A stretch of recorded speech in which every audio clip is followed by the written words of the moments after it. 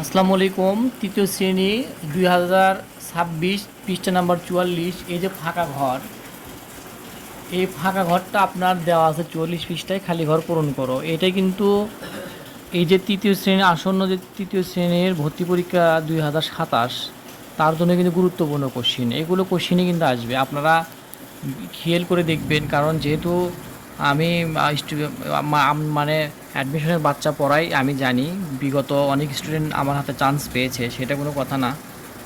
এগুলো প্রশ্নই আসে, দ্বিতীয় শ্রেণীর বই থেকে আসার মতো তেমন কিছুই নেই, আপনারা তৃতীয় শ্রেণীর বইটাই ফলো করবেন। তো যাই হোক, এখানে দেখেন প্রশ্ন আছে 4 × 6 এর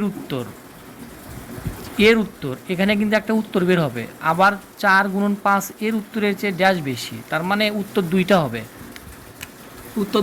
খেয়াল করেন, 4 × 6 এর উত্তর হলো 4 × 6 = 24, আর এর উত্তর আছে 4 × 5 = 20। এখানে বলছে এর উত্তর 4 × 5 = 20, এর উত্তরের চেয়ে ড্যাশ বেশি, তাহলে উত্তর দুটো হবে, এটার একটা উত্তর, এটার একটা উত্তর। তাহলে এর উত্তরের চেয়ে ড্যাশ বেশি, এই উত্তরের চেয়ে ওইটা কত বেশি সেটা আমাদের লিখতে হবে। বোঝাই যাচ্ছে 4 × 6 = 24 আর 20, এখানে 4 বেশি হবে।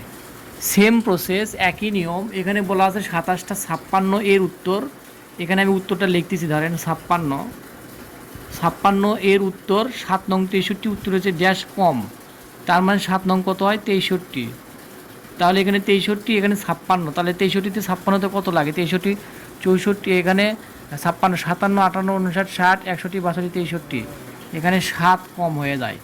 এর উত্তরের চাইতে ওটা কম, এর উত্তরের চাইতে এটা আমার কম, এটা তাই বোঝাচ্ছে যে এর উত্তর ওর উত্তরের চেয়ে কত কম। আবার বলছে এর উত্তর এটার উত্তরের চেয়ে কত বেশি। তো এইটা হলো নিয়ম। আপনারা আগে বুঝবেন, উত্তর বের করে নেবেন, তাছাড়া বুঝবেন না, মাথায় খেলবে না আসলে কী বলতেছে। 2-3 বার প্রশ্ন করলে বোঝা যায় অনেক সময়।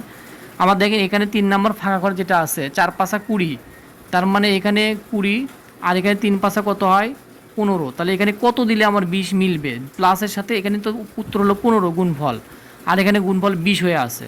তাহলে 20 করতে গেলে আমার এখানে প্লাস করতে হবে 5, তাহলে 20 মিলবে। এখানে দেখেন 8 নং 72, আর এখানে আছে 8 × 10 = 80, আবার এখানে মাইনাস দেওয়া আছে, তার মানে 72 হতে হবে।